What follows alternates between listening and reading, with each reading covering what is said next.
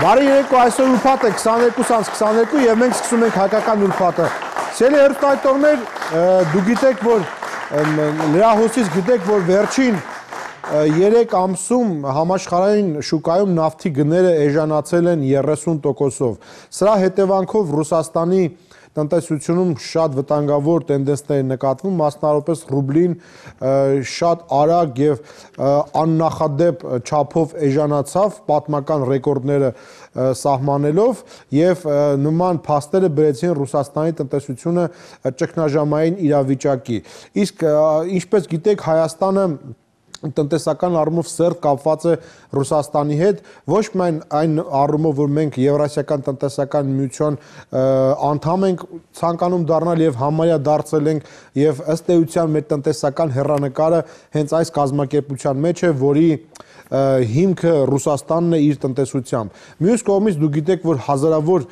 միլիոնավոր հայաստանցիներ ապրում են Ռուսաստանում, նրանք տրանսֆերներ են ուղարկում եւ դրա շնորհիվ է, որ մեր բնակչության մի մասը գնողունակ է եւ մեր տնտեսությունը փոքր ինչ շնչում է։ Մյուս կողմից էլ տնտեսական առումով ամենասերտ համագործակցությունը մեր ունենք Ռուսաստանի հետ, մենք շատ մեծ բան ենք արտահանում Ռուսաստան եւ ռուսական շուկայի ոչ գնողունակությունը կամ գնողունակության պակասը էապես կարող է ազդել Հայաստանի տնտեսության վրա։ Միայն ասեմ, որ այս տարի նախորդ տարվա համեմատ մենք Ռուսաստան արտահանել ենք 6.2%-ով ավելի պակաս ապրանք, քան անցած տարի էր, իսկ սա պատկերացրեք այն պահագամ, երբ որ մենք ինտեգրվում ենք, գնում ենք, համահարթեցնում ենք մեր հնարավորությունները։ Մի խոսքով մենք շատ դժվարին տնտեսական կացության մեջ են գտնվում կապված համաշխարհային իրավիճակի հետ, եւ այս հարցը կփորձենք այսօր պարզել, թե Ռուսաստանում տեղի ունեցող իրադարձությունները, ռուբլու փլուզումը, նավթի գների էժանացումը, ռուսական տնտեսության իրավիճակը, ըստ էության ռուսներն են նաեւ բաց խոսում այդ մասին, ինչպես կազդի Հայաստանի տնտեսության վրա։ Մեր առաջին հյուրը տնտեսագետ Վահագն Խաչատրյան, խնդրեմ պարոն Խաչատրյան։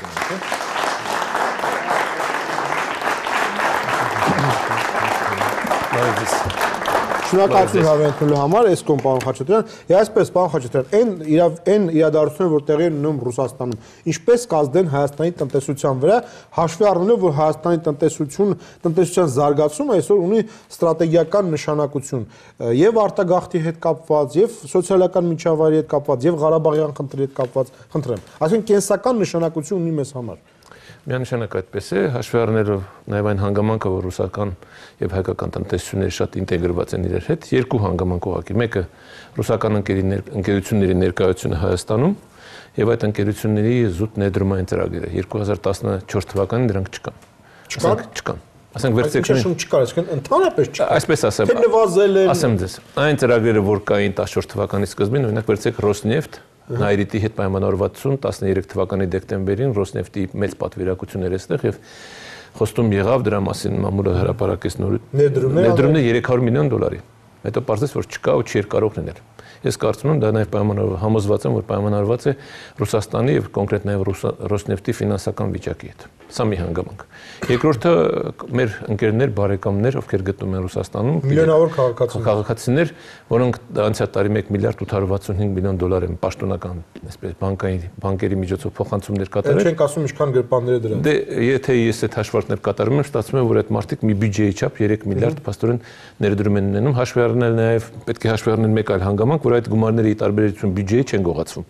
Այնտեղ հատկատներով եւ այլն, այստեղ ուղղակի գալիս են մեր գրպանները, մենք ինքներս ենք որոշում շատ արդյունավետ ձև է ուղղակի ներդրում նաեւ մեր ընկերների կողմից, որ տրվում է մեզ։ Այսօր արդեն համարյա 0 կենտրոնական բանկի կանխատեսած թիվն է, ավելի շուտ ոչ թե կանխատեսած փաստացի թիվն է, 0.4% աճ է նկատվում, բայց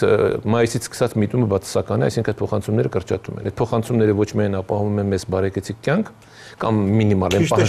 ավելի շատ, այդպես ասեմ, մինիմալ պահանջները բավարարելու, այդ նաև կարևոր ֆինանսական միջոցներ են մեր վճարային հաշվեկշռի համար, մեր պահուստների արտարժույթի պակասը լրացնելու համար, մենք փաստորեն զրկվելու ենք նաև այդ հնարավորությունից։ Ուղղակի այստեղ մի հանգամանքին անդրադառնամ, ես չգիտեմ ինչու մեր կառավարության ներկայացուցիչները գնահատել են արդեն որ մենք 500 միլիոն պակաս ենք ստացել։ Ես չգիտեմ այդ թիվը որտեղից է։ եկող տարի բյուջեի մեջ։ Այո,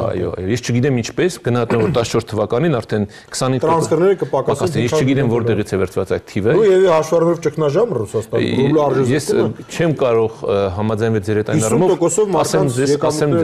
բայց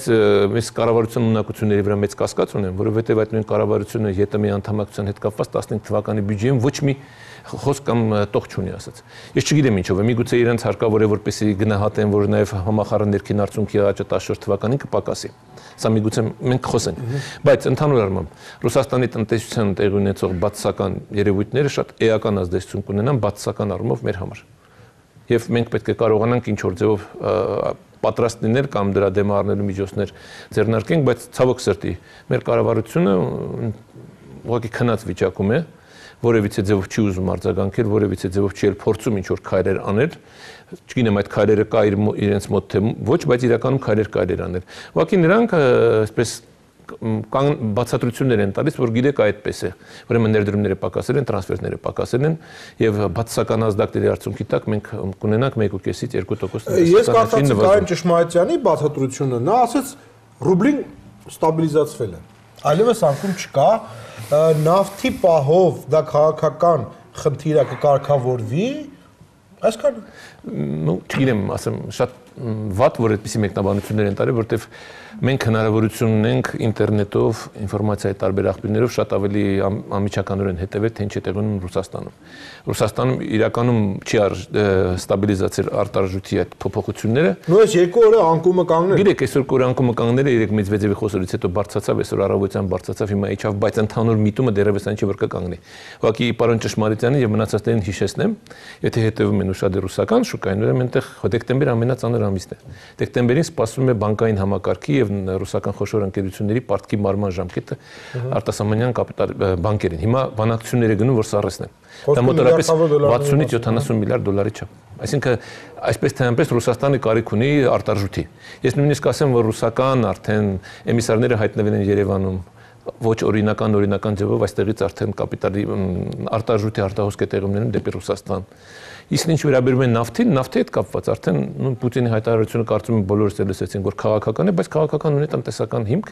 այսինքն քաղաքականը ակնհայտ է։ Միշտ է քաղաքական գործիք եղել, բայց ամենայն դեպս քաղաքական գործիքը չի նշանակում, որ վնաս են կրելու Սաուդյան Արաբիան կամ Ամերիկայի Միացյալ Նահանգները։ Երկուսն էլ այսօր շահույթ են ստանում, մինչև 70-ից 75 դոլար կարող է նավթի բարելը Լոնդոնի շուկայում ընկնի, եւ այդ դեպքում էլի Ռուսաստանի վիճակը ավելի կվատանա։ Այնպես որ մեր կանխատեսողները, որոնք պարտավոր են դա անել, նախարարներ, պաշտոնյաներ, որոնք դրա համար նաև վճարվում են մեր պետական բյուջեից, նրանք պարտավոր են մեզ, ձեզ գործարարներին ասել իրավիճակը եւ ինչ են իրենք ուզում անել։ Բայ, տնտեսագետ Դայակ Մակարյան, խնդրեմ պարոն Մակարյան։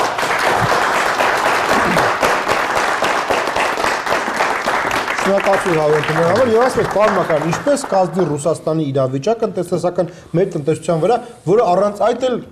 մեծ հույսեր չի ներշնչում։ Այո։ Նախ սկսենք նրանից, որ Ռուսաստանը շատ կարևոր գործընկեր է Հայաստանի համար, արտաքին առևտրի 24-25%-ը բաժին է գնում Ռուսաստանին։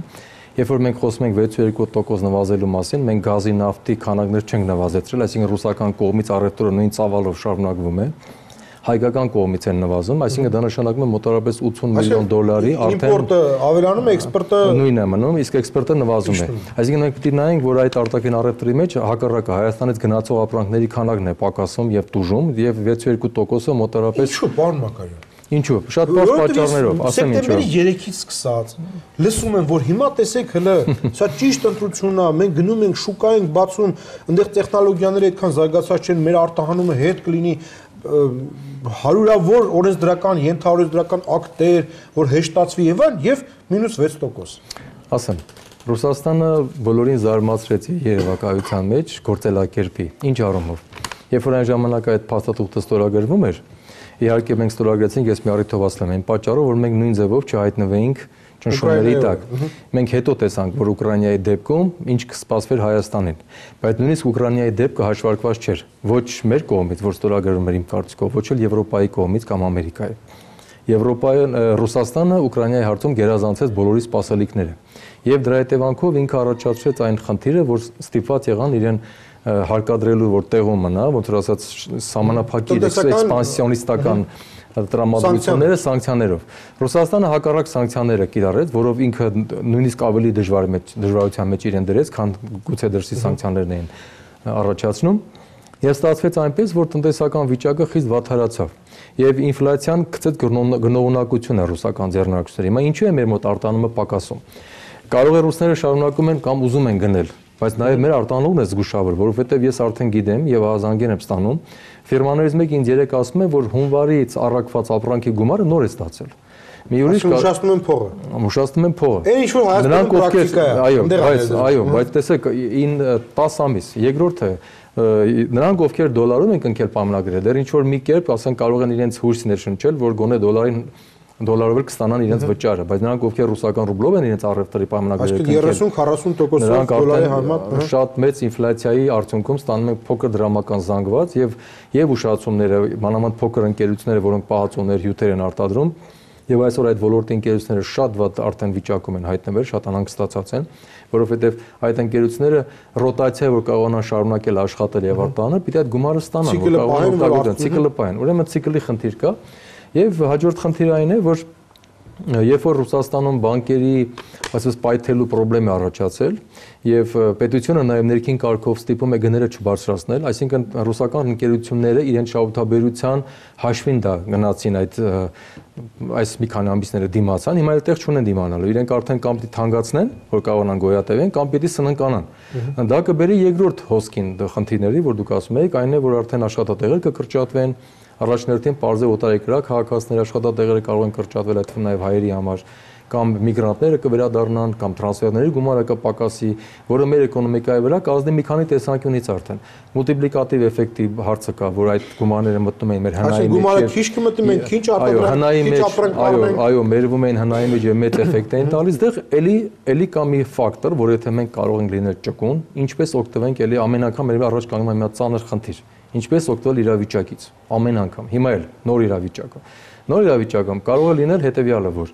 այնուամենայնիվ սանկցիաների պատճառով որոշ ընկերություններ արդեն Հայաստանում եկել են եւ բանակցում են, ես տեղյակ եմ, քանի որ իրենք սանկցիաների պատճառով իրենց պրոյեկտները Ռուսաստանում չեն կարող կատարել, Ռուսաստանի սանկցիայի պատճառով իրենց պրոյեկտների հանդեպ։ Իրենք շահել են տենդերներ, օրինակ, արդեն չեն շարունակելու, իրանք չունեն շարունակեն։ Հետեւաբար իրենք որոնում են պլատֆորմ Հայաստանը։ Իհարկե կա այստեղ խնդիրը, թե Ռուսաստանում այս process-ը ինչքան կերկարի։ Սա շատ կարևոր է, որտեղ Ռուսաստանը կարող է քանվել։ Ու այստեղ մի հետաքրքիր ինֆորմացիա կա, որ դրսում հրատարակվել է արդեն։ Ռուսաստանը հույսը դրել է լիդերային բանկի ռեսուրսների վրա, որը հրատարակում է դրսում, որտեղ նավթի վաճառքից այդ հսկայական շահույթները տարիներ շարունակ կուտակվել են, եւ իրենք հույս ունեն, որ այդ լիդերային բանկի ռեսուրսները թույլ կտա 2 տարի Ռուսաստանի էկոնոմիկան կայունացնել։ Բայց ով ասաց նաեւ, որ Ռուսաստանի էկոնոմիկան 2 տարում խելքի կկարողանա պահպանել իր իրավիճակը, որտեղ Ռուսաստանի նման երկրում, երբ կան տնտեսական շատ տարբեր մակարդակներ, տարբեր ազգություններ, ժողովրդական տարբեր մշակույթ, դժգոհության, չդժգոհության, ապրելու, չապրելու եւ այլ, ով ասած, որ 2 տարում այդ անծայրացիր մեծ երկիրը այդպիսի տարբեր մակարդակներով կարող է ստաբիլիզացիա։ Ճիշտ եմ ասում, մենք պետք է հիմա ունենանք խիստ բացասական սպասում։ Մենք հիմա իմ կարծիքով մենք պիտի այս խնդիրները քննարկենք Անվտանգության խորհրդում, մենք պետք է ունենանք կանխարգելիչ ֆունկցիաներ։ Կարևորը որ մեր կառավարությունը ոչ թե փորձի դեռևս լիարժեք չասել կամ ասել մեղմությամբ, ավելավ է ասել թափանցիկ հստակ, բայց նաև ամենակարևորը պրոգնոզներից ելնելով կառավարությունը իր քայլերը ձեռնարկի, ինչ անի, որ մասնավոր սեկտորին օգնի, որովհետև եթե բեռը թողնենք միայն մասնավոր սեկտորի վրա, մենք վաղ արդյունքում էլի կունենանք այն ինչ որ ունենում ենք ամեն անգամ, այսինքն դա մի հատ ճգնաժամի պես մի հատ բացասական ալիք առաջացնի, գործազրկություն, գնողունակության անկում, աղքատության նորից ավելացման տենդենսներ, ներդրումները, քանի որ վերջի տարիների նաև որոշակի մասով ռուսական մասով են մնում կամ ֆրանսիական, հիմա ներդրումների խնդիր կառաջանա եւ այստեղ մի ուրիշ հարցեր կա, որ երբ որ մենք ասում ենք թե ռուսաստանական կապիտալը նաև գա Հայաստան, ռուսական կապիտալը այսօր կարող է չկարողանա պարզապես գալ, նաև այս խնդիրը կա։ Եվ այդ նրա հետ մեկտեղ էլ մենք հաշվի առնենք, որ այսօր ընկերություններ կան բավականին շատ ռուսական Հայաստանում գործող, որոնք նույնպես խնդիր են ունենում կապված ռուբլու հետ խնդիրների։ Տնտեսագիտության դոկտոր Միքայել Մելքումյան, խնդրեմ պարոն Մելքումյան։ Շնորհակալություն հավելելու համար։ Պարոն Մելքումյան, եւ այսպես ինչպես կազդի Հայաստանի վրա Ռուսաստանի իրավիճակը տնտեսական, խնդրեմ։ Մոտ։ Ну, նախ եւ առաջ պետք է ասել, որ եթե մեզ հետաքրքրում ենք, պետք է համալիր գնահատական տանք, թե ինչ կատարվեց, ուրեմն արտաքին աշխարհում, միջազգային շուկաներում։ Ну, առաջինը պետք է ասեմ, որ նավթի գների անկումը դա ամենևին էլ բնական կամ բնականon շուկայական գործընթաց չէր։ Այստեղ քաղաքական բաղադրիչը ունի իր տեղը։ Հնարավոր է քաղաքական բաղադրիչով 30% իջացնել նավթի։ Ես ասեմ, ուրեմն տեսեք ինչ է կատարվում։ Առաջին հերթին Սաուդյան Արաբիան, ուրեմն շատ էժան նավթամթերք է նետում շուկա։ Երկրորդ, բավականին մեծացել է Լիբիայի եւ ուրեմն Իրաքի շատ էժան խմբականակներով շուկա, ուրեմն նավթի նետումը, որի նպատակները միգուցե նաև զենք ձեռք բերելն է շատ արագ եւ այլն, այսինքն չկանխատեսված ավելցուկ շուկայում, այսինքն գները երբ իջնում։ Սա մեկ։ Եվ մյուս հանգամանքը, որտեղ եկեք այսպեսի մի կանխատեսում անենք, ուրեմն Ռուսաստանի բյուջեում, եթե $93-ից 1 բարելի իջնում է, ինքը սկսում է վնասներ կրել 93-ից ներքև։ Միացյալ Նահանգների համար ինքն էլ է այստեղ տուժում։ Տեսեք, եւ քաղաքականը կա եւ հետեւյալն է։ Հիմա Միացյալ Նահանգները վաղուց անցել է արդեն, շատ վաղուց չէ, բայց վերջերս թերթակարային նավթի եւ գազի արտոնանումը սլանցի, որ ասում են թերթակարերի եւ $100-ից ներքև իջնելու դեպքում այդ պրոյեկտները, որոնց մեջ դրած են միլիարդավոր դոլարներ, սկսում են արդեն կանգ առնել, այսինքն մենք ունենք մի վիճակ նաև Ռուսաստանի համար, որը մի կողմից արևմուտքի պատժամիջոցների հետևանքն է, մյուս կողմից նաև արդեն ասեցի, որ արաբական երկրների նաև ինչ որտեղ ինքնուրույնություն ձեռք բերելու խնդիրներն են, պատահական չի, որ ուրեմն ամենաբարձր քաղաքական մակարդակով նաև այցելություններ եղան մի քանի անգամ Սաուդյան Արաբիա, սա մեկ հանգամանք, երկրորդ հանգամանքը կապված սանկցիաների, պատժամիջոցների հետ։ Իսկ ի՞նչն են պատժում Ռուսաստանին։ Մենք սրա մասին չենք ասում, ընդհանուր ասում ենք պատժամիջոցներ են կիրառում։ 3 հիմնական ուղղություններով են այդ պատժամիջոցները գնում։ Առաջինը դա ֆինանսականը չի, առաջինը դա այն մեքենասարքավորումների ներկրման արգելափակումն է Ռուսաստան, որից արտադրում են բարձր տեխնոլոգիական մեքենաներ, այսինքն Ռուսաստանը ինքը ունի բազմաթիվ ինվեստիցիոն պրոյեկտներ, որ դրանով ինքը կանգնում են, որի ֆինանսավորումը այո, միջազգային ֆինանսական կառույցներից են։ Երկրորդը տիեզերական եւ պաշտպանական նշանակության բարձր կարգի արդյունաբերական ուրեմն հանգույցների դետալների ներկրման արգելափակում է, երրորդը նոր ֆինանսականն է,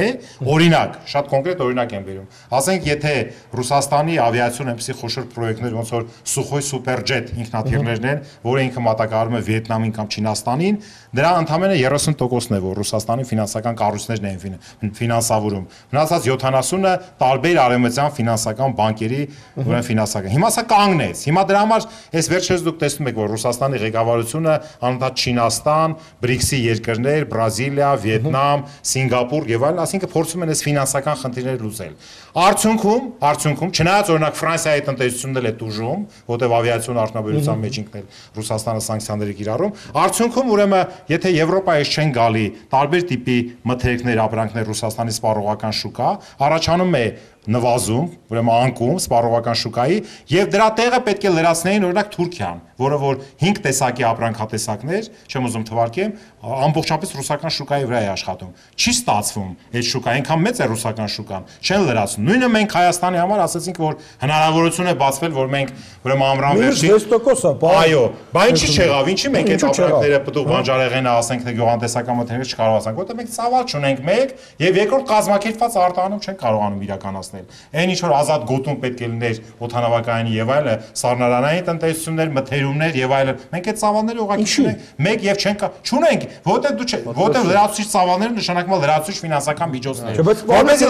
առավոտից իր գունե կտարյալ խոսում ենք այդ մասին։ Որպեսզի լրացուցիչ ֆինանսական միջոցներ ունենաս, պետք է բանկերը մատչելի վարկեր տան։ Այս տոկոսադրույքներով վարկային միջոցների ներգրավման կամ այս ներդրումային միջավայրով, որտեղ փող դնել ուղղակի վախենալու նման մի բան է, ով կարող է լրացուցիչ միջոցներ դնի, հույսը դնի, որ ինքը այդ արտահանումը ապահովի։ Պարոն, ինչպես ցա կազդի Հայաստանի տնտեսության վրա, ինչ որ դուք նկարագրեցիք։ Ուրեմն ազդեցությունը մենք դեռ ապագայում կտեսնենք, բայց միանշանակ դրական չի ազդի, այդպես ասեմ, բացասական կազդի, ինչ եք ուզում դուք որ ինքը բացասական ազդեցություն կունենա, բայց այդ բացասականի չափը մենք պետք է կարողանանք մեղմենք գրագետ կշռադատված քայլեր իրականացնելով։ Դրա համար պետք է անպայման ստեղել եմ կրկնում խոշոր տնտեսագետի կամ չգիտեմ մենեջերների տենց որ արկայություն չի որ վերեցինք դրեցին։ Էլ եմ կրկնում ինքը քաղաքական լուծումներ է պահանջում, որպեսզի այն մենեջմենտը, այն կառավարման ոճը, բարքերը, դիրքերը, որոնք որ գոյություն ունեն, դրանք անպայման պետք է փոխվեն։ Բարի, Վազգեն Սաֆարյան, խնդրեմ պարոն Սաֆարյան։ շնորհակալություն Հավենթունի համար։ Պարոն Սաֆյան, ինչպես Հայաստանի տնտեսության վրա կազդին Ռուսաստանում տեղի ունեցող իրադարձությունները, ռուբլու անկումը, տնտեսական աճի հեռանկարի բացակայությունը, խնդրեմ։ Նախ ասենք, որ Ռուսաստանում ռուբլու անկումը մոտ ժամանակներում կկայունանա եւ Ռուսաստանի տնտեսագետներն արդեն ասում են, որ տարվա վերջին այն 42 ռուբլու սահմաններում կարող է լինել, այսօրվա 45-95-ի դիմաց, եւ սա որոշակի կայունություն կապահովի։ Եվ վերջին հաշվով, եթե մենք նայում ենք Ռուսաստանի վերջին շրջանում անցած 8 ամիսների ընթացքում Ռուսաստանի կենտրոնական բանկը որքան դոլար է բաց թողել, 45 միլիարդ դոլար է բաց թողել շուկա, որովհետեւ կարողանա 73 45 8 ամսվա շատ ներողություն անցած տարվա 31-ի 8 ամսվա կներեք 8 ամսվա տվյալներ չէ ես շատ ներողություն 31 անցած տարվա 8 ամսվա տվյալներ հոկտեմբեր ամսին օրական 3 միլիարդ դոլար են նետել օրական 3 միլիարդ միջև դադարեցրին Վերջը գնացին 350 միլիոն չէ թվական տվյալներն եղավ օգոստոս էր ես ասում եմ չէ սեպտեմբերի 8 ամիսների տվյալներով այդպեսին են իրավիճակը եւ Ռուսաստանը ունի գիտեք 500 միլիարդ դոլարից ավելի զոլոտը վալյուտնի զապասներ եւ բարեկեցության ֆոնդ, որ կարող է այս միջոցներով ինչ որ չափով կայունացնել։ Որոշ ռուսական տնտեսագետներ, այդ թվում նաեւ Գլազիև եւ մյուսները առաջարկում են ֆիքսել կուրսը եւ պահպանել այդ կուրսը։ Իհարկե կենտրոնական բանկը դրանից որոշակի վնասներ կկրի, բայց այդուհանդերձ այսպիսի տրամադրություններ նույնպես կան։ Կարծում եմ, որ Ռուսաստանի կառավարությունը որոշակի եւ կտրուկ քայլեր կկատարի կուրսը կայունացնել։ Հայաստանի տնտեսության վրա բնականաբար կազդի, որովհետեւ ինչպես նշեցին իմ գործընկերները, ես էլ եմ ուզում ասել, որ Հայաստանում մակրոտնտեսական ցուցանիշների մեջ փաստորեն մեր անհատական տրանսֆերների մուտքը Հայաստան դա ունի որոշակի ուղղվածություն եւ մեր արտաքին առևտրի բացասական հաշվեկշիռը, որ անցած տարվա տվյալներով մոտ 3 միլիարդ դոլարի է եղել եւ սա փակվում է հենց այդ անհատական տրանսֆերների հաշվով։ Հիմա եթե տրանսֆերների մուտքը պակասում է, բնականաբար մենք խնդիր ենք ունենալու արտաքին առևտրի հաշվեկշիռը ծածկելու համար, որ ճանապարհը պիտի մենք ընտրենք, կամ ներմուծմանը փոխարինող տեղական արտադրություն կազմակերպելով, կամ էլ բանկերից, միջազգային բանկերից վարկեր վերցնելով, որպեսզի կարողանանք մենք դա փակենք։ Այս սցենարն է տեղի ունենալու։ Ես կարծում եմ, որ կառավարության համար այսօր շատ կարևոր կլինի ներմուծմանը փոխարինող տեղական ապրանքային արտադրություն կազմակերպել, եւ այսօր եթե մենք հաշվի առնենք նաեւ Ռուսաստանի նախագահ Պուտինի այն մտադրությունը, տրամադրվածություն, որ նա շարունակ ասում է պաշտպանել տեղական ապրանք արտադրողին, 20 տարի ասենք Ռուսաստանում այդ մասին որևէ մեկը չի խոսել, բայց այս իրավիճակը արտաքին ազդակների ազդեցության տակ Ռուսաստանը գնալու է մոբիլիզացիոն քաղաքականություն իրականացնելու, իր տեղական արտադրության ծավալները մեծացնելու եւ ներմուծմանը, որ նրանք բավականին մեծ ներմուծման ծավալներ ունեն, սարքավորումների, դրանք կրճատեն, դրանք փոխարինեն տեղական արտադրանքներով։ Հիմա եթե մենք Հայաստանը գնում ենք Եվրասիական տնտեսական միություն, մենք կարող ենք հենց այս ծրագրի մեջ ինտեգրվել եւ մեր գիտատեխնիկական մշակումները, մեր որոշակի, ասենք, մտահղացումները, որ մեր գիտնականներ ունեն, դա դեղորայքի ոլորտում է, դա մեքենաշինության ոլորտում է, շատ մտահղացումներ կան։ Սրանք ռուսական կապիտալով կարողանալ տեղայնացնել Հայաստանում արտադրություն կազմակերպելով եւ այս խնդիրը ինչ որ չափով մենք մեղմ ենք տեղական արտադրության ծավալներ ավելացնելու։ Ես ուզում եմ պարոն Մելքումյանի միտքը շարունակել, ինչու եւ պարոն Խաչատրյանի, ինչու մենք 6%-ից ավել անկում ունեցանք 9 ամսվա տվյալներով մեր արտահանումը դեպի Ռուսաստան։ Ես կարծում եմ, որ մեր գյուղմթերքների արտահանման գործում մենք պիտի լուրջ կազմակերպված արտահանող կազմակերպություն ստեղծենք։ Գյուղմթերքների մեջ մենք պիտի լուրջ կազմակերպված արտահանող կազմակերպություններ ստեղծենք։ Շատանում են արտահանումը նվազում, մենք ենք ուտում։ Կոոպերացիոն կազմակերպություններ պիտի ստեղծենք արտահանելու համար։ Մենք այս տարի ամենաշատ ունենք գյուղմթերքներ։ Մենք 65000 տոննայի չափ գյուղմթերք ենք արտահանել։ Ամեն թվերն է սխալ։ Բացասական սալդո։ Չէ, մենք այդքանը չենք կարողանում արտահանել։ Դրանք եւ տեխնիկական միջոցների բացակայություն է, եւ որոշակի ֆինանսական միջոցների բացակայություն է, որի առիթով, որի պատճառով մենք չենք կարողանում լիարժեք մեր ապրանքը այսպես թարմ վիճակով, ապրանքային վիճակով հասցնել Ռուսաստան եւ այնտեղ իրացնել։ Այդ 145 միլիոն մարդանոց շուկայում մեր ապրանքները շատ կարող են։ Գյուղնախարարությունը, որքան ես տեղյակ եմ, եկող տարի ծրագրել է 100,000 տոննայի հասցնել մեր գյուղմթերքների արտահանումը։ Սրա համար պիտի լուրջ ծրագիր իրականացվի եւ արտահանող կազմակերպություններն են։ Կառավարությունը բյուջեի միջոցներ է նախատեսում արտահանման խթանման քաղաքականության մասին եւ եթե 3%-ով էլ սուբսիդավորվում են վարկերը, որ տրվում են, անցած տարի օրինակ 801 միլիոն դրամի չափ վարկեր են ստացել, որի 30 գյուղատնտեսական Չէ, ընդհանուր, որից 3%-ը սուբսիդավորվել է, այս տարի դա ավելի կմեծանա այդ գումարները, որ հատկացվում են արտանման խթանման։ Ուրեմն, ես հետևյալը ասեմ, պարոն Սաֆարյանի ուրեմն նկատառումների հետ կապված, նախ Ռուսաստանի մասով։ Այո, Ռուսաստանն էլ ենթադրում էր, որ ինքն էլ իր հերթին սանկցիաներ կիրառեց արևմուտքի նկատմամբ, որ այդ գումարները կհոսեն ներդրումները բանկային դեպի իր տեղական արտադրողներ եւ ինքը մասամբ այդ բացը կլրացնի։ Այն ինչ որ պետք է արևմուտքից գար, դրա փոխարեն տեղա։ Ցավոք սրտի չհոսեցին, Ռուսաստանից էլ հիմա շատ ինտենսիվ փողերը գնում են դուրս։ Այո, 21, երկրորդ կապված մեր արտահանման խնդիրների հետ, մեր արտահանման։ Այո, դուք իրավացի եք։ Մենք ունենք եւ արտահանմանը միտված արդյունաբերական քաղաքականություն, այսօր հիմա բյուջեի քննարկումներ, ու հետ տեսեք թվերն եմ ասելու հունվար-սեպտեմբեր ամիսների ընթացիկ տարվա արդյունաբերական արտադրանքի ծավալը աճը կազմում է ընդամենը 1.7%։ Սա նոնսենս է, վերջի 6-7 տարում 2009-ից հետո 5 տարում այդպեսի բան չի եղել, որ արդյունաբերական արտադրանքի աճի ցուցանիշը ավելի փոքր լինի մի շատ փոքր, քան տնտեսական աճի կանխատեսվող ցուցանիշն է։ Տեսեք, մենք հիմա ունենք ընթացիկ տարում 5.2%-անոց տնտեսական աճի ծրագրային ցուցանիշ, հիմա սպասելիքը բյուջետային ուղերձում 3.3 է գրած, համաշխարհային բանկը 2.5, 2.2, բայց այդ պարագայում, երբ որ քո արդյունաբերական արտադրանքի սպասելիքը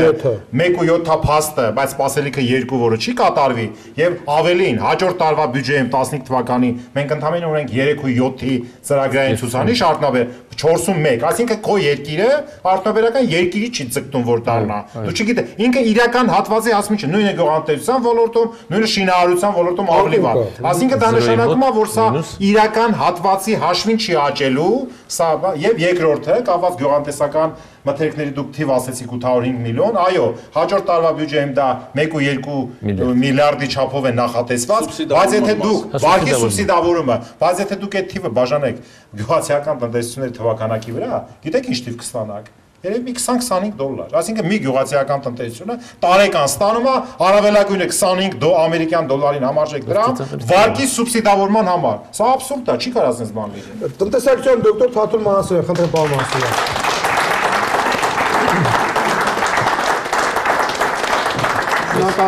տնտեսագետները եկան մի կողմ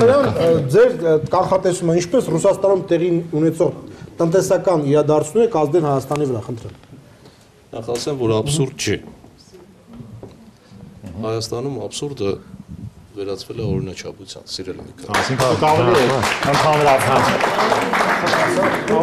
Մեր երկիրը վաղուց պարադոքսների երկիր է դարձել եւ տնտեսական գրեթե ոչ մի մեզ հայտնի տնտեսագետներից հայտնի օրենք ցույց տվեք մի օրենք, որը գործում է, չի գործում։ Այնպես որ մի զարմացեք։ Այդ զարմանքը թողնենք մի կողմ։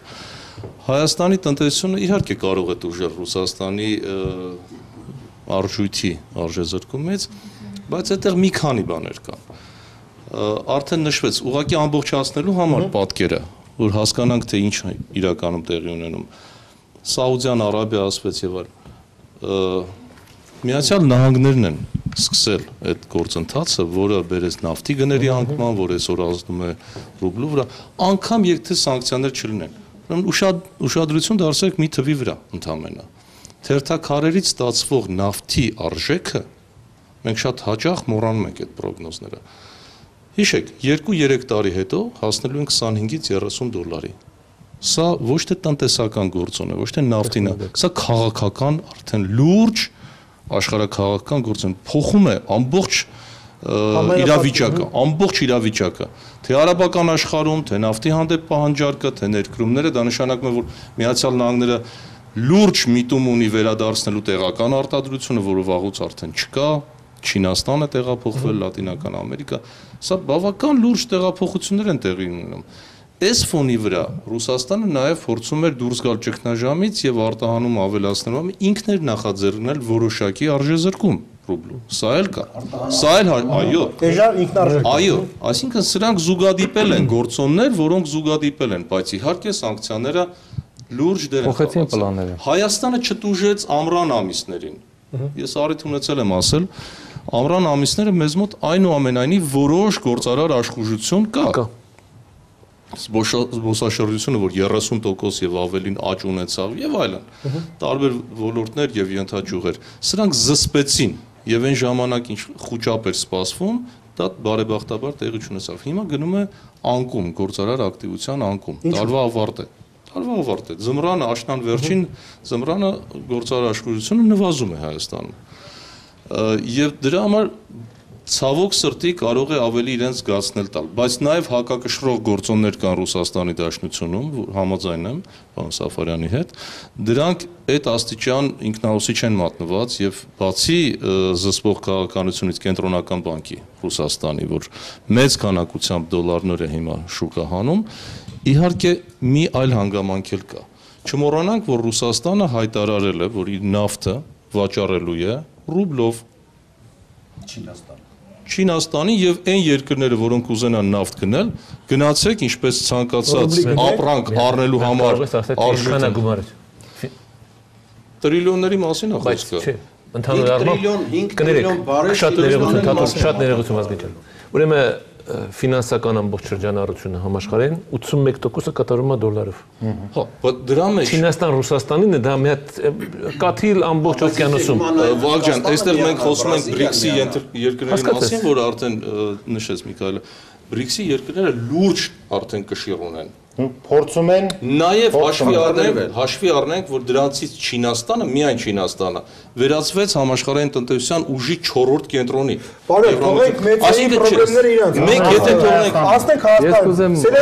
Պետրո ջան, եթե մենք ասենք, որ միայն Հայաստանի ներսում պիտի որոնենք այդ խնդիրները, բարձրապես դրա համար արտաքին գործոնները պետք է։ Հիմա գովազդ մեր տաղավարում, այնուհետև մենք աշխարհից կվերադառնանք Հայաստան եւ փորձենք հասկանալ, թե ինչ պետք է անենք մենք, որպեսզի այս բացասական քամին հյուսիսից փոքր ինչ մերներ։ Կանայք, տեսեք, համաշխարհային բանկը, Արժույթի միջազգային հիմնադրամը մեր տնտեսական աճի կանխատեսումը 4.5%-ից իջեցրեցին 2.5%։ Նման աղքատության պայմաններում, նման պարտքեր կուտակած երկրի համար 2% տնտեսական աճ, ինձ թվում է թե ոչ մի բան չարվեր, 2% աճ կլիներ, եթե ընդհանրապես չխանգարվեր հասարակությանը, հա։ Հիմա տեսեք, արդյոք սա օբյեկտիվ պատկեր է, որովհետև միջազգային տնտեսական ճգնաժամից ըստ էության աշխարհը դեռ լիարժեք դուրս չի եկել։ Երկրորդ, Ռուսաստանի հետ, որի հետ մենք ուղղակի կապված ենք տնտեսությամբ, գտնվում է։ Հիմա ես իշխանության դիրքերից եմ, ասում ես ասեմ, սերիներս, միջազգային տնտեսական ճգնաժամը չի ավարտվել։ Երկրորդ, Ռուսաստանի շուկան օբյեկտիվորեն այսպես իրավիճակում է, մենք ինչ մեղավոր ենք, որ Ռուսաստան-Ամերիկա կռիվ են անում եւ դրա բացասական հետևանքների պատճառով մենք ինչքան էլ լավ ենք աշխատում, տնտեսությունը 2%-ից ավել չի կարող աճել։ Սա օբյեկտիվ է։ Կասի, հիմա որ գա, դեր ոչ ինչ ասել։ Այսինքն այն իրավիճակը, երբ մենք ունենք ընդհանրապես 2% տնտեսական աճի կանխատեսում, սա օբյեկտիվ է, սա է մեր մաքսիմումը։ Սկսենք պարոն Մակայանից։ Չէ, ես շավարտեցի, ավարտել ներքին գործոնները, չէ, ներքին գործոնները մի մոռացեք, երբ որ ասում են, որ ծավալ չունենք գյուղմթերքների արտահանելու եւ այլն։ Պիտի հաշվի առնենք, որ այսօր օգտագործում է ցանկատարածությունների ընդամենը 30%-ը։ Ամենայն պատասխանատվությամբ եմ ձեզ ասում։ 150,000 հեկտար հող չի մշակվում։ Այո, ասում են 60%-ը չի մշակվում, հիմա իբր կեսն է մշակվում, բացարձակ սուտ է։ Ես կարող եմ ըստ համայնքների ձեզ թվեր ներկայացնել, ում հողերն են մշակվում եւ մեծ մասը ասում եք գյուղատնտեսական, գյուղացիական վարկեր, այդ գյուղացիական վարկեր, որ ստացվում են եւ չնչին սուբսիդավորում է տեղի ունենում։ Գյուղացիները գնացեք որոնեք ոչ միայն գյուղերում, գնացեք Մոսկվայում ասֆալտ փռող գյուղացիներ գտեք, Խոպանում աշխատող Վորոնեժում էլի։ Այո։ Այդ վարկերը ցավոք սրտի Հայաստանի գյուղատնտեսությունում բավական չափով չի ներդրվում։ Մարդիկ իրենց պարտքերը փակում են, օդանավի տոմս են առնում, գնում են։ Սա է իրականությունը։ Մենք հսկայական պոտենցիալ ունենք, 2.2%-ը ամոթ է մեզ համար, ամոթ։ Բարի, գանք 2.5%-ին։ Պարոն Մակայան, սա օբյեկտիվ ցուցանիշ է կապված օբյեկտիվ խնդիրների հետ։ Թե սա մեր վատ ապաշնոր աշխատանքի հետևանք է, որ ընդամենը 2% աճ են կանխատեսում մեր նման երկրի համար։ Կարծում եմ, որ սա օբյեկտիվ չի։ Ես ուզում եմ բերել օրինակ, երբ որ ճգնաժամը ֆինանսատնտեսական այդպես ակտիվ ազդում է երկրների վրա եւ Հայաստանը ամենավատ տեղերից մեկը գրանցեց, նույն ժամանակաշրջանում Չինաստանը, Թուրքիան մի քանի պետություն շարունակեցին, այո, լավ աճ ապահովել, որովհետեւ համակարգը այնպեսին է, որ նա կարողանում է գոյատևել եւ կանխարգելել։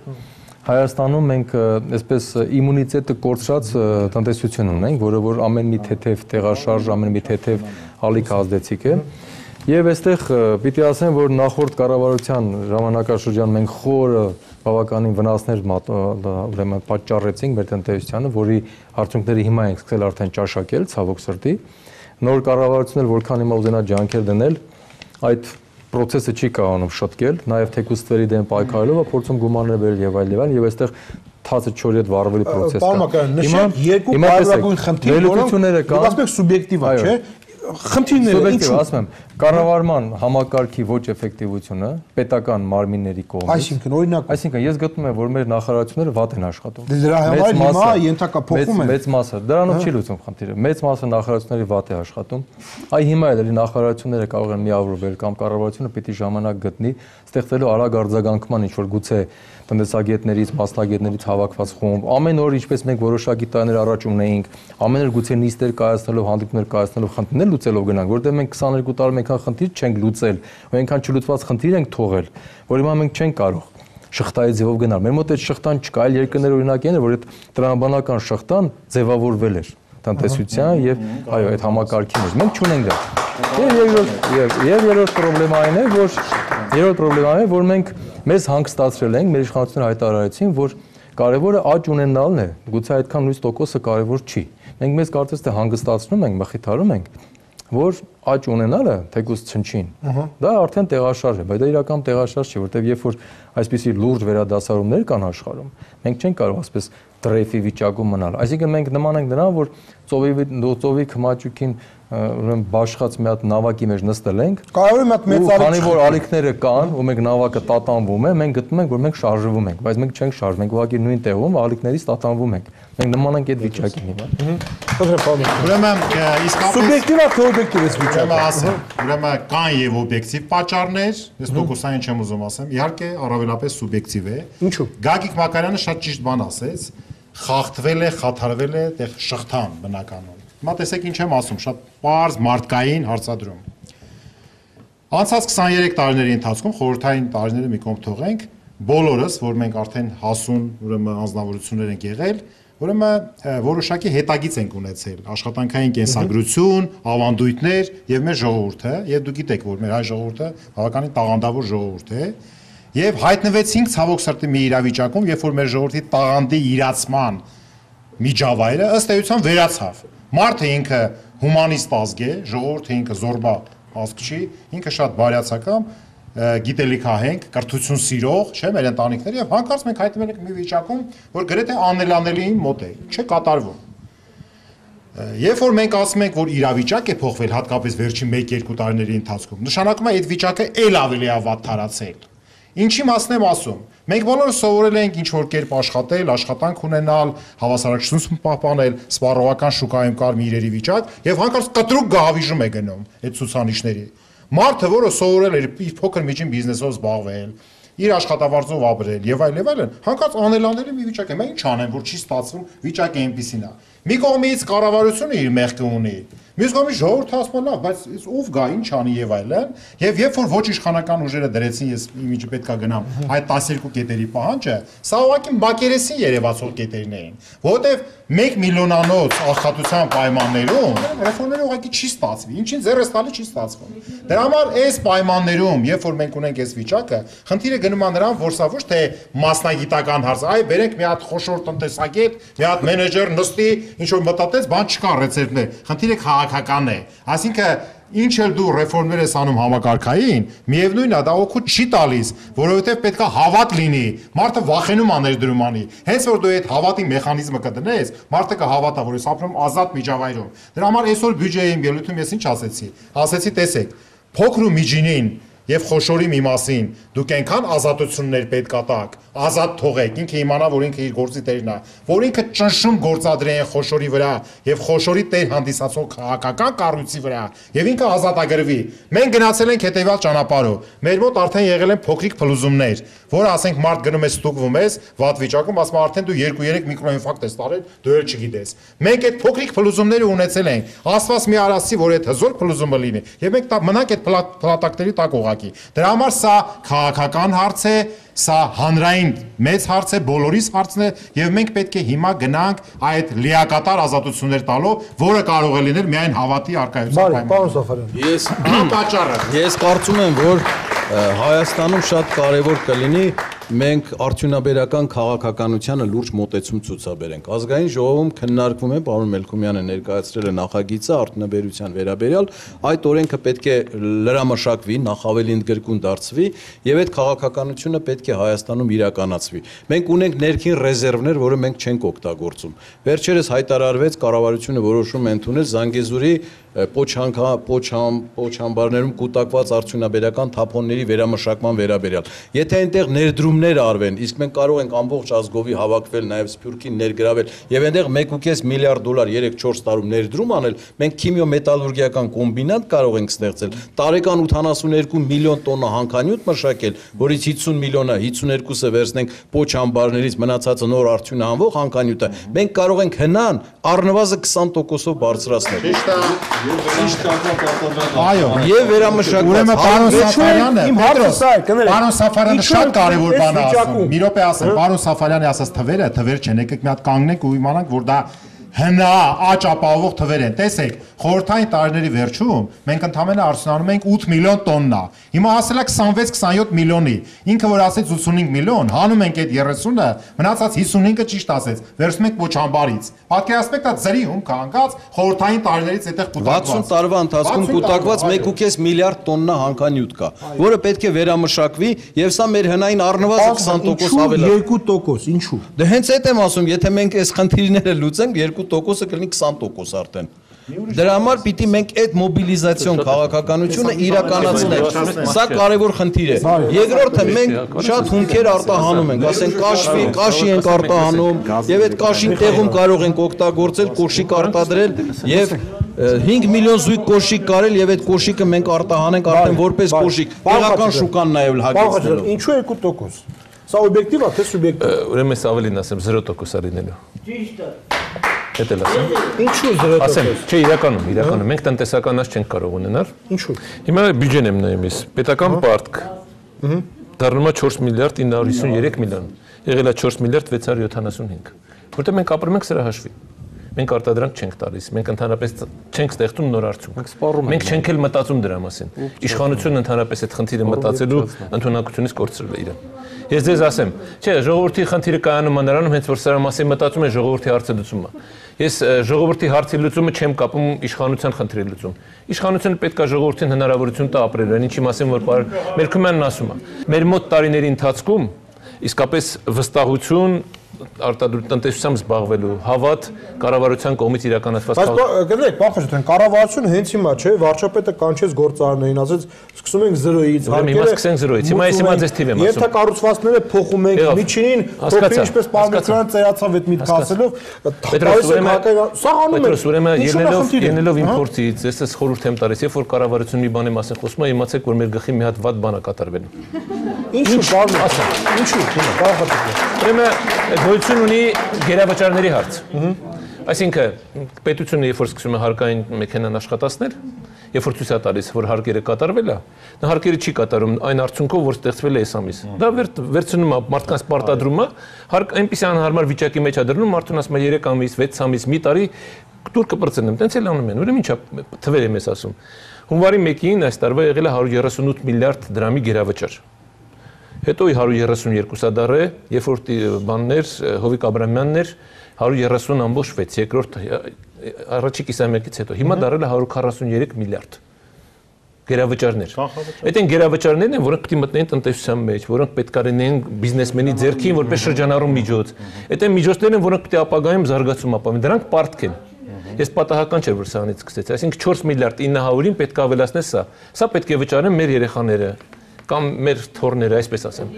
Իշխանությունը խնդիրը դրել է ոչ թե այսօր տնտեսություն զարգացնել, իշխանությունը դրել է իրեն վերարտադրել։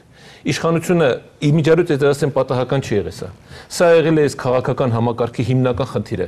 Մեզ դարձնել աղքատ, մեծ ժողովրդի մեծ մասի 1 միլիոն ենք ասում, դրան կարող եք 1.5 էլ ավելացնել։ Ուրեմն ունենալ 10% կամ մի քիչ ավելի քիչ հարուստների խավ, որոնց միջոցով կարող է քաղաքական ընտրություն կատարել, որը ժողովրդի ընտրություն չի, եւ կարող է իր ժամկետը երկարաձգել։ Այսինքն այսօրվա տնտեսական հարցի լուծումը տնտեսական դաշտում չի գտնվում։ Թաթուլը, Միքայելը, ես, Գագիկը, Վազգենը կարող ենք նստել ձեր հետ միասին իդեալական ծրագրեր գրել։ Այն ինչ որ Վազգենն ասում է Սաֆարյան, շատ տրամաբանական բան ասում, չէ՞։ Ինչի՞ չի ստացվում։ Ինչի՞ չի ստացվում։ Մարդը ասում է, բերեք գումար դրեք, այս ամեն ինչը վերանորոգեք, ոչ թե գնացեք անխնա ձևով տենց հանքակար բարձրացրեք։ Չկա, գաղափարների դեֆիցիտ չկա։ Ցանկություն ինչու չկա, որովհետև պետքա ռիսկի տակ մտնեն։ Այսօր բյուջեի մասին ենք խոսում, այս բյուջեն ընդհանրապես ռիսկ չկա։ Այդ բյուջեն որևէ մեսիջ մեզ գործարարներին, քաղաքացիներին չի տալիս։ Ուրեմն որևիցե ձևով չեն ուզում տեղից շարժվել, ասենք, տեսեք նույնիսկ համաշխարհային բանկի ներկայացուցիչ ես տես բան չէի լսել, առաջին անգամ ասում է ինչ է բյուջեի դեֆիցիտը նախատեսում 234։ Ինչու՞ չեք ուզում դարձնել 3%։ Ինչու եք նեղում տնտեսությունը, նեղ պայմաններ, ինչու՞ չեք ընդլայնում, ինչու եք զսպողական քաղաքականություն անում։ Այդ նույնիսկ արդյունքում ասում ենք կախվածություն, հասկանում եք ոնց է։ Հիմա ես որ խոսում եմ գյուղատնտեսություն կամ ճյուղային զարգացման մասին, ես դա կառավարության ներկայությունը այդտեղ տեսնում եմ այնքանով, որ ինքը խաղի կանոն պիտի սահմանի։ Ինձ համար դա ինչ է նշանակում։ 3 տարի մորատորիա բոլոր տեսակի հարկային տնտեսական դաշտի օրենքների վերաբերյալ։ Հիմա գիտեք, նաև դրան, ուրեմն փոքր միջին բիզնեսին ընդհանրապես հեռու պահել ամեն ինչից, այդ հարկային դաշտից, որևիցե ձևով։ Այսինքն ես ուզում եմ ասել, դրանով կարող ես վերադարձնել հավատ։ Եվ մի հարցին եմ ուզում անդրադառնալ, կներեն ինձ իմ գործընկերները։ Երբ որ մենք խոսում ենք Ռուսաստանի, Հայաստանի մասին, պետք է մի 2-3 տարի առաջ գնալ։ Ռուսաստանի այս ճգնաժամը հասունացել էր 3-4 տարի առաջ կամ 5 տարի առաջ։ Այն ժամանակ, երբ որ նավթի գինը դառել էր 130, Ռուսաստանը չկարողացավ այդ իր ներքին արտադրությունը զարգացնել։ Ինքը Ռուսաստան իրան ծուղակի մեջ է գցել։ Վատ ծուղակի մեջ է գցել։ Հիմա այն ինչով վերաբերում է մենք արտահանենք դեպի Ռուսաստան, դեպի ԵՏՄ, մենք չենք կարող։ Ձեր չի տալիս։ Այն ինչով պարոն Մակարյանն ասեց։ Մենք այսօր արտահանում ենք մի գին, մինչև հասնում է այնտեղ 10% արժեզրկվում է։ Դրա համար արտահանման ծավալները նաև փոքրացել, ոչ թե նրա համար, որ մեր չենք կարողացել, ուղղակի ձեր չի տալիս։ Դու այսօր տանում ես 10 դոլարանոց ապրանք, մինչև Ռուսաստանը գնում 8-7 առնում։ Այսինքն Ռուսաստանի շեկոն այսօր գրավիչ չի։ Մենակ 30% տրանսպորտային։ Եվ հաջորդը, երբ որ մենք խոսում ենք մեր արտահանման մեծ քաղաքականության մասին, ես չեմ տեսնում։ Մենք արդեն ենք ունեցել կիսվել այդպիսի քաղաքականություն։ Այդ քաղաքականության ամենակարևոր կոմպոնենտը արտարժույթի քաղաքականությունն է։ Դա նշանակում է պետք է քո արտարժույթը արժեզրկես։ Մենք Ռուսաստանի մասին ասում ենք, որ գոնե 20% Ռուսաստանն ուզում է։ Այո, ինքը ուզում է 2-3 տարի Ռուսաստանը 20%-ով արժեզրկել, ինչ որ Ամերիկայի Միացյալ Նահանգները արեց։ Ամերիկայի Միացյալ Նահանգների արտաքին հաշվեկշիռը դառնա -43 միլիարդ։ 17 տրիլիոն համախառն ներքին արդյունքի դեպքում -43։ Մենք ինչ ենք անում։ 410-ից կախված, 400-ից կախված Պատճառը գիտեք որն է, որտեղ արտարժույթը բարձրացնես, գնաճա տեղի ունենալու մեր կենսամակարդակի նվազում, չի ուզում քայլանի։ Թող լինի, բայց տնտեսությունն է շարժվելու, աշխատատեղը բացվելու, շահագրգռվածությունն է։ 50% աղքատություն պաշտոնապես։ Չեն գնում, բայց այդ 50% աղքատությունը կարճ ժամանակում կնի կբերի 10%-ի։ Այլուքան մանելով չինել։ Պետրոս կարելի է։ Ուրեմն ես ուզում եմ ասեմ, որ պարոն Խաչատրյանի հարցադրումները բավականին տեղին են։ Նախ եւ առաջ կապված բյուջեի հետ։ Ուրեմն իսկապես այսօրվա բյուջեն կարելի է որակել լրիվ խեղդող, զսպող, գոյատևման, այն դեպքում, երբ որ նա պետք է լինի իսկապես ընդլայնողական, այսինքն մենք պետք է գնանք համատարած պահանջարկի խթանման ճանապարհով։ Թող գնաճը ընդունենք չլինի 2.6 կամ 4, 4.1, այլ լինի, բայց պետք է եկամուտները ավելի առաջ։ Այո, սա մեկ, երկրորդը։ Ինչ վերաբերվում է, այո, ինչ վերաբերում է բյուջեի մուտքերին։ Տեսեք, այն ինչ որ աճը կա, մենք ասում ենք թե դա չկա, սա ընդհանրապես գնաճի հաշվին է։ Հիմա երկու նաև այդ դրոշմապիտակների մասին կասեմ եւ այլն։ Տեսեք ինչ է կատարվում։ 1.5 տարվա ընթացքում էլեկտրաէներգիայի սակագինը 30 դրամից դարձավ 42 դրամ։ Այսինքն մոտորապես 40% ավելացավ։ Մենք ինչքան ենք արտադրում 7 միլիարդ կիլովատ-ժամ, չէ՞, ընդունենք 6 միլիարդ ենք սպառում։ 6 անգամ այդ ուրեմն 12 դրամը ավելացած, անում է 72 միլիարդ։ Բայց դրա ավելացված արժեքի հարկը չեք հաշվում, որ պետք է մտնել 100 միլիարդ։ Հա? Հաշ 1 ավելացված արժեք, բաժանի 6-ի, կտեսնեք դրա այդ 1։ Երկրորդը, ասինքն 16-67%։ Երկրորդը, գազի սակագինը, որ սահմանի վրա ավելացավ, ինչքան գազ ենք սպառում։ 1.7 միլիարդ խորանարդ մետր, որից բնակչությունը արդեն 600 միլիոն խորանարդ մետր է, չէ՞։ Բազապատկի այդ տարբերության ավելացված արժեքի հարկը, այս երկրորդ կոմպոնենտը։ Իդեպ ես պետք է ասեմ, որ երբ որ էլեկտրաէներգիայի մասն ասում եմ 4.1%-ով անցյալ տարի էլեկտրաէներգիայի սպառումը իջել է եւ արտադրությունը այս տարի շարունակում է 5000 տոննա հացի սպառման ծավալը իջել է։ Սա որ թվերի վերացեք թե օրական 300 գրամով 350 գրամով քաղաքացիների կտեսնեք այդ ծավալները։ Հաջորդ հանգամանքը այսօր գնում է կառավարությունը համատարած, դուք գիտեք, շրջանառության հարկի հետ կապված մեծ բողոքներ, ալիք, համատարած փաստաթղթավորման, չէ՞։ Եվ մենք ունենք համատարած դրոշմա պիտակավորով, որ մենք ականատես ենք դերում հատկապես դեղամիջոցների մասով եւ այլն եւ մյուսների։ Բայց ամբողջ Տվերային տնտեսության, ուրեմն գարեջրի, հյութերի եւ ջրերի մասով 180-ից 240% շրջանառության աճ արձանագրել։ Բա ուր են դրանից հարկերի ավելցուկը։ Ինչի մեր բյուջեում 15 թվականի բյուջեում ընդամենը ուրեմն օրենսդրության եւ ստվերային տնտեսության ուրեմն բարելավման հաշվին, կրճատման հաշվին ստվերի մենք 27.7 միլիարդ, որից այդ 7 Քանի տոկոս է դա։ 1 տրիլիոն 200 միլիոնի մեջ հաշվեք, դա Միանիշ տվյալ։ դա 1.5% է։ Այսինքն քիչ։ Հա, բայց ես թվերն եմ Ինչի ասում։ 1.5։ Մեկ ավելի քիչ։ Չէ, դե 1.5 27 եթե հաշվում ենք, այսինքն 1.5-ի չափ մոտորապես։ Այսինքն գալիս է, որ այն հսկայածավալ եւ հեղափոխական այսպես կոչված միջոցառումները, որ կառավարությունը իրականացնում է ստվերի դեմ, լեգալացման դեմ, փոքր միջին բիզնեսի համատարած փաստաթղթավորման դեմ, ասենք թե պատկերացրեք Չինար գյուղում, Չինարի կամ այլ գյուղերում, ասենք այդ մարտական գործողությունների տակ, որ այդ հողը չի մշակում, պետք է այդ կրպակում, որը ցույց է տալի, որ ընդամենը ունի օրը 10-12000 դրամ շրջանառություն։ Դու ասես բեր փաստաթուղթ ու հատիկով ապրանքի համար։ Դա հնարավոր է թե չէ։ Այսինքն այդ ռեֆորմները, որ ես ասում եմ, պետքա տեղին լինեն մեր հայերի այսօրվա վիճակի բնավորությունը, անատոմիան, միս ու արյունը պետք է հաշվի առնել։ Պարոնակ, եւ վերջում ես ուզում եմ մի այսպես մասնավոր հարց տամ, հարցը, տեսեք, մենք սա ամեն ինչ սկսեց նրանից, որ նավթի համաշխարհային գները 3 ամսում 30%-ով նվազեցին։ Եթե այդ գները 3 ամսում 30%-ով ավելանային, մենք միանգամից տեսնում ենք բենզինը Հայաստանում adekvat թանկանում է։ Միանգամից adekvat։ Ասում ես ինչի բենզինը թանկացավ, ասում եմ բալա համաշխարհային գները նայեք։ Հիմա համաշխարհային գները 30%-ով նվազել են։ Բենզինը էժանացել է 10 դրամով։ Լավ է։ Նորմալ է թե չէ, ինչու՞։ Համատության համար ասեմ, Միացյալ Նահանգներում բենզին արժեր $5 Գալոնը։ այս ընթացքում Մի գալոն, որը վերադառնում գիտաժողովից 3, այո, չէ,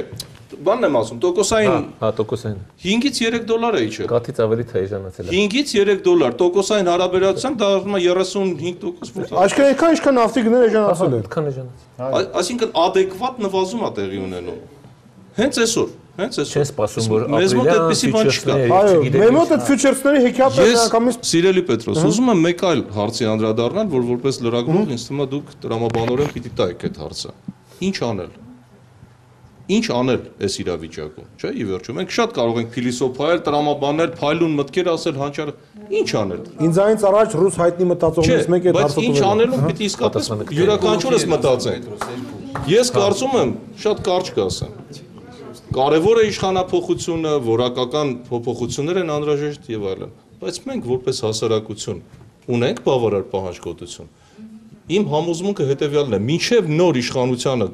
կոչան կամ իշխանափոխություն անելը, մենք պետք է աշխատացնենք այս կառավարությանը։ Պետք է աշխատացնենք, ծառայեցնենք մեզ։ Այսինքն նրանք, եթե մենք չաշխատացրեցինք, որևէ երաշխիք չկա, որ հաջորդ կառավարությունները կարող է ինքնակամ գիտակցեն իրենց դերը։ Իմ պատասխանը հասկանալի է։ Պարոն Մելքումյան, ինչու բենզինի ես հիմա որպես շարքային սպառող ես լսում եմ 30%-ով նավթի գները հիմա էլ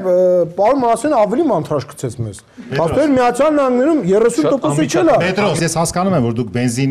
բենզինի մասին խոսելով պետք է կորելացնել ընդհանուր գործող ավանդույթի եւ վիճակի վրա։ Իսկապես այստեղ կան եւ սուբյեկտիվ եւ օբյեկտիվ պատճառներ։ Մենք ապրում ենք այնպես, ինչպես կարողանում ենք։ Մենք եթե հիմա արդեն հասելած ծայրահեղ մի հարթության վրա չկարողանանք պատռել, չկարողանանք ճեղքել, բեկում մտցնել իրերի վիճակի վրա, այ ոնց որ Թաթուլը ասում է, պետք է պահանջել, չէ՞։ Պահանջելը ինչ ենք անում, ոչ ենք ասում, հարգելի սիրելի կառավարություն, այլ ասում է, թե հա պահանջում ես, պահանջի, ես իմ գործը անում եմ։ Ուրեմն իսկապես պետք է լինի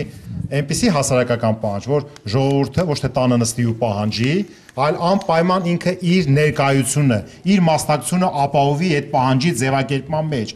Ոչ միայն պետք է ունենա իր մտքում, այլև պետք է ունենա իր հոգում։ Պետք է իր ներկայությունը ձևակերպի, իսկ մենք քաղաքական ուժերս եւ նրա ներկայացուցիչները պետք է կարողանանք ոչ թե համոզենք, խնդրենք, այլ ասենք, որ քո համար է այդ փոփոխությունը։ Դու պետք է, այո, առաջի շահագրգիռ անձը դու լինես։ Ինչքանով դա կհաջողվի, ես ավելին քան համոզված եմ, որ մոտ ապագայում դա մեզ հաջողվելու է, արդեն իսկ հաջողվել է, բայց ես նորից հակված եմ, որ ոչ թե մենք պետք է տանենք թշնամական իշխանության հետ այսպես շատ կոշտ, այլ պետք է լինի առողջ քաղաքական մրցակցային գիսայլա կուլտուրա եւ բենզինի հարցնել կլուծվի, ուրեմն քարածխի հարցնել կլուծվի, նավթի հարցնել։ Իսկ հիմա ես կոնկրետ էլի բենզինի հարցը վրա, բախժ, ինչի՞ չի էժանանում։ Շատ կոնկրետ։ Աշխարհում 30%, լավ, եթե futures եւ այլն, կարելի ասել որ ապրիլին կեժանանա 30%-ով։ Չէ, չի էժանանա։ Հայաստանում ոչ։ Այն ինչ որ Թաթուլը սկսեց, աբսուրդների երկիր ենք, որովհետեւ խիստ գերմոնոպոլացված բնակավար է։ Դա այդ մոնոպոլիստի էժան առնի։ Չէ, իմ ասեք։ Կարևորը դա չի։ Կարևորը թե այդ գերմոնոպոլացված անձնավորությունը ով է եւ ով է իրան այդ իրավունքները տվե։ Ինքը աշխատում է ոչ թե մեր համար, ոչ թե սպառողին կարիքները բավարարելու, այլ է մարդու, որ նշանակել է։ Գերմոնոպոլացված բնակավարը դա է, որտեղ դա բնական մենաշնորհ չի։ Դա արհեստական ձևով տրված մենաշնորհ է։ Կարմիր գծերը ինքը եկամուտ էլի ստանալու է, չէ՞, թե 30%։ Ուրեմն ասում եմ, եկամուտը գնում է այն մարդը։ Եկամուտը ինքը ստանալու է էլի։ Այդ մեր տրամաբանությամբ, մեր մտածողությամբ։ Իր տրամաբանությամբ ինքը նաղդ է, որ անցում ենք։ Կա այսօր վաճառում եմ 10 դրամ եմ տալի, մնացածն իմ գրպանն է մտնում։ Ուրիշ ձև չկա, տնտեսագիտության այդ բացատրություն չկա։ Որտեղ կա, իհարկե, շահույթի հարկում, բայց չէ, ուրիշ է, ես դրան էի ուզում անդրադառնալ։ Օրինակ, ես հետաքրվեցի Ադրբեջանում պարզվեց, որ այդպեսին է, դա պետական կարգավորվողը, եւ գերշահույթը, եթե նույնիսկ բարձր է, գերշահույթը ստանում է կայունացման ֆոնդ։ Այսինքն, մեր մոտ ասեն ենք, որ դա շուկան է որոշում, բայց իրականում շուկան չի որոշում։ Որոշում է կաբինետում Բաղրամյան 26-ում։ Ամեն ինչի գինն է այնտեղ որոշում։ Այդվում նաև մեր սակագներն են որոշում։ Բարի։ Պարոն Մակարյան, 30%-ով էժանացել է նավթի գինը։ Ես մտածում եմ ոչ որպես տնտեսագետ, այլ քաղաքացի։ Մտածում եմ, եթե աշխարհում էժանացել է, մենք գնում ենք այդ աշխարհից, պետք է Հայաստանում նույնպես էժանանա։ Ինչու՞ չի էժանանում 30%-ով։ Իդեպ այն ոլորտները, որոնք որ իսկապես մոնոպոլիզացված են, ոչ միայն բենզինը։ Մենք նկատել ենք, որ միշտ էլ այդ երևույթները եղել են։ Ես կարող եմ թվարկել տարբեր ապրանքներ, որոնք որ մի երկու անձով են եղել պայմանավորված եւ այդպես է միշտ եղել։ Ինչ վերաբերում է բենզինին, ես հիշում եմ դեռ արդեն 10 տարիից ավել, որ այդ թեմաներով երբ որ փոփոխությունները միշտ եղել են, միջև հակադրական մեխանիզմներ չեն եղել կամ խոսակցներ չեն եղել, ուրեմն ոչ ոք չի փորձել գինի էժանացնել, որտեղ ինքը գերշահույթ շարունակել է ստանալ։ Հիմա երրորդ գործոնը առաջացել մեր մոտ գազի, էլեկտրաէներգիայի եւ ասենք թե նույն վառելանյութի հետ կապված, եթե ռուսական ընկերությունները դարձել են մատակարար հիմնականում այստեղ, մենք կարծես թե ավելի հակված ենք նրանց խաթրին չկպնել, չնեղացնենք մեր գործընկերները եւ Ռուսաստանի հանգարց տրամադրությունները մեր հանդեպ չփոխվեն, քան թե մենք մտածենք մեր երկրի դժվարությունների, մեր երկրի շահերի մասին։ Այս խնդիրներ կա հոգեբանական եւ հաջորդ խնդիրը այն է, որ քանի որ բենզին նաև վառելանյութ օգտագործողների նաև մեծ մասը, եթե ասենք թե տնենք համադրական նայենք, որոշակի հարուստների խումբ կարող է իր սպառման ծավալներով հավասարակշռում է մնացած բոլոր օգտագործողներին Հայաստանի Հանրապետության թվականակով շատ մեծ, եւ նրանք իրենց եկամուտների միշտ աղբյուրը ունեն եւ պահպանում են բարձր, ապա իրականորեն նրանք եղանակ են նաև ստեղծում։ Այսինքն դժգոհություն ներքևից ալիք չկա, որը որ կարող է տրամադրություն առաջացնել։ Այո, բերեցեք։ Եվ չորրորդ հաջորդ խնդիրը ուզում եմ ասել, այն է, որ դուք օրինակ բերեցիք ինչու չենք արտանում եւ այլն։ Ինչու չենք արտանում։ Միայն ռիսկերը չի։ Արտահանողների մի մասը, դրանք խոշոր ընկերություններ են։ Չէ՞ որ վառելիքի էժանացումը նույնպես բերելու է արտարժեքի բայց տեսեք։ Կամ սպառողի խնդիր չի։ Բայց եթե նավթի էժանացումից պետք չի վախենալ, լավ բան է։ Բայց եթե արտահանողների մի մասը, իհարկե, եթե արտահանողների մի մասը, մանավանդ այն ձեռնարկությունները, որոնք դի ճանապարհը բացային, խոշոր ընկերությունները, իրենք տակ տեղերում նստած են Հայաստանում, իրենց եկամուտը պահում են, իրենք հոգեբանորեն պատրաստ չեն հասկանալ Ռուսաստանի խնդիրը կամ այլ ճգնաժամի խնդիրները, իրենք ուզում են միշտ նույն եկամուտը ստանալ։ Ում հաշվին ստանալ։ Փոքր բիզնեսի հաշվին, որտեղ իրենք ունեն տանիքներ, իրենք ունեն լավ ինտեգրում իշխանական տարբեր օղակների հետ, հետեւաբար իրենք իրենց խնդիրները փորձում են այդ ձևով լուծել։ Ու հիմա գիտեք ինչ լուծում ես կառաջարկել, շատ պարզ լուծում։ Մեր կառավարությունը եթե ջանքեր է դնում, որ ենթադրենք ստվերից հանի, տեսեք ստվերից հանելը չի ստացվում, չէ՞։ Նույն խնդրի պատճառով։ Հիմա այստեղ հարկավոր հակակշռել մի հատ շատ բարձ մեխանիզմով։ Մենք բաց երկինք ասենք, բայց չհաջողեցինք բաց երկինքը առանձնապես չկայացավ։ Իսկ հիմա ներդրումների համար բաց պետք է երկինք հայտարարել կամ բաց տարածք, որ այդ ներդրումները գան, մտնեն էկոնոմիկա, որպեսզի կարողանան բիզնեսներ ստեղծվել աշխատատեղեր, բայց նաև այդ ներդրումները պայքար առաջացնեն, որտեղ երբ որ բիզնեսների մեջ մրցակցություն չկա, ինքը մոնոպոլ անոր գլխը միշտ մնում է։ Բայց այն պաշտոնյաները, որոնք պետք է այդ որոշումները կայացնեն, հիմա տեսեք, այն պաշտոնյաները, որոնք պետք է այդ որոշումները նրանք իրենք խոշոր բայց հիմա այո, դանակը հասել է ոսկորին։ Մենք ունենք շատ կրիտիկական իրավիճակ։ Մյուս կողմից մենք ունենք վատ պրոգնոզներ, կախված Ռուսաստանի էկոնոմիկայի հետ, չէ՞։ Մենք ունենք վատ պրոգնոզներ հարևան երկրների հետ կապված իրավիճակում, մենք ունենք վատ պրոգնոզներ պարված նաև ներքին ընդվզումների։ Հասկանալի է, հասկանալի է։ Մենք ինչ ենք մտածում։ Պարոն Սաֆարյան, ինչու բենզինը չի էժանացնում, կարճ էժանանում։ Ուրեմն Ռուսաստանում էլ այդ մասին խոսվում է, որ ինչու Ռուսաստանում էլ բենզինը չի էժանանում, նույնիսկ այն ժամանակ, երբ բենզինի գինը $100 էր, հիմա ես այսօր լսեցի առավոտյան, որ 1 ռուբլով ցանկանում են բենզինի գինը իջեցնել, 1 ռուբլով։ Ստեղ էլ 10 դրամով իջեցնել։ Ես կարծում եմ, որ նախ մեր բենզինի շուկայում մրցակցություն կա, 2-3 ներմուծողներ կամ բենզին։ Չէ, եթե ասում ենք Ռոսնեֆտը բերում է մինչև սահման է հասցնում, ուրեմն ռուսական էժանագել Նիկաներ բերում։ Ինչքան է քիչ, բայց գալիս է ախր էլի։ Դա նույնիսկ այն թանկ ժամանակները 8 անգամ ավելի էժան Իրանից առնում են, ախր զսպում եմ, ինձ ուզում եմ չմիջամտել, բայց նույնիսկ այդ դեպքում վերահսկվում է այդ ոլորտը։ Կապ չունի, կարող է 50 գրանցված իբր թե տնտեսվարողներ նույն խմբին է պատկանում դա։ Իրանից եկած ինչ կապ ունի Ռուսաստանի հետ, ասում 8 անգամ էժան է բենզոլը Իրանում։ Ինչի՞ չի գալիս այդ մասը գոնե վաճառվի այսինչ բենզալցակայանում, որպես իրանական բենզոլ ավելի էժան, որովհետև վերահսկվում է։ Հիմա դրա համար մենք միշտ էլ ասում ենք, որ պիտի ազատ մրցակցություն լինի, որ այդ մրցակցությունը բերի, ասենք, գների իջեցման։ Ո՞վ պետք է որոշում կայացնի։ Մրցակցությունը դուք ազգային ժողովուրդ ակտիվ լինեք, կարողանաք կառավարության վրա համապատասխան ճնշում գործադրել ազատ տնտեսական քաղաքականություն։ Շնորհակալություն պարոն Սաֆարյան։ Սիրելի հեռուստադիտողներ, ես մենք լուրջ տնտեսագիտական վերլուծություններ մենք լսեցինք, սկսած Չինաստանից, Միացյալ Նահանգներից, Ռուսաստանից, Բրազիլիայից դրա հետևանքները, բայց ես ցանկանում եմ, ես կարծում եմ, եթե մենք ման տեսանելի խնդիրները չենք լուծում, ելույթ մնաց թե լուծենք այդ սարսափելի մեծ լուրջ խնդիրները։ Ես ավարտում ենք մենք հենց բենզինի մասին խնդրով։ Օրինակ հարց կառավարությանը, եթե 30%-ով համաշխարհային գները իջել են, ինչու Հայաստանում համապատասխանաբար բենզինի գները չեն իջնում։ Ինչու՞։ Չէ՞ որ մենք ունենք տնտեսական մրցակցության հանձնաժողով, մենք ունենք տարբեր հանձնաժողովներ ազգային ժողովում, ունենք կառավարություն, որը հիմա կառավարության փոփոխություններ անում կազմի ավելի էֆեկտիվ, այլ որ մենք տեսնենք, որ պետությունը որպես պետություն այնպեսի գործիքակազմ է օգտագործում, որ եթե բենզինը աշխարհում էժանանում է, Հայաստանում նույնպես էժանանում է, մենք հասկանանք, որ դա էֆեկտիվ է։ Եթե դա չի լինում, ինչ ուզում եք փոխեք, ինչ անունը ինչ ուզում եք դրեք, ուրեմն դա էֆեկտիվ չի։ Ինչ որ մեկը նստած մեր հաշվին էլի փողա աշխատում եւ ընդ որում ոչ միայն մեր, այլև մեր տնտեսության, որովհետեւ բենզինի ես քաղաքական կոռեկտ եմ արտահայտվում, որովհետեւ բենզինի էժանացումից կեժանա նաեւ մեր ապրանքների ինքնարժեքը եւ ապրանքները ավելի հեշտ կծախվեն աշխարհում։ Շատ բարձ։ Շնորհակալություն, պարոն։ Շնորհակալություն։